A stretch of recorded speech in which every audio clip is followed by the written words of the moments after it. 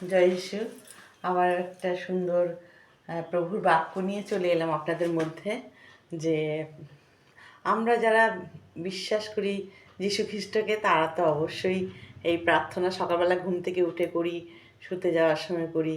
তা আপনারাও যারা বিশ্বাস করতে চলেছেন ঈশ্বরকে, যে তিনি আসছেন আবার, তার জন্য আমি এই প্রার্থনাটা আপনাদের কাছে রাখছি। আপনারা সবাই মিলে প্রতিদিন এই প্রার্থনাটা করবেন। আপনারা যার যা সমস্যা সেখান থেকে ঈশ্বর আপনাদের তুলে নিয়ে আসবেন, আমার বিশ্বাস। কারণ আমি অনেক অসুস্থ ছিলাম একদিন।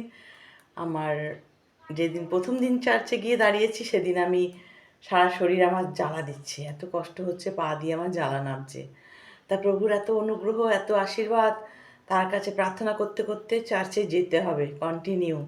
তাই সেখানে যেতে যেতে যেতে যেতে আমি সুস্থ হয়েছি। প্রভুকে ধন্যবাদ অনেক, তিনি আমায় নতুন জীবন দিয়েছেন। তাই প্রত্যেক দিন সকালবেলা এই প্রার্থনা করি। হে স্বর্গস্বপিত, তোমার নাম পবিত্র বলিয়া মান্য হোক, তোমার রাজ্য আইসুক, তোমার ইচ্ছা সিদ্ধ হোক, যেমন স্বর্গে তেমনি পৃথিবীতে হোক।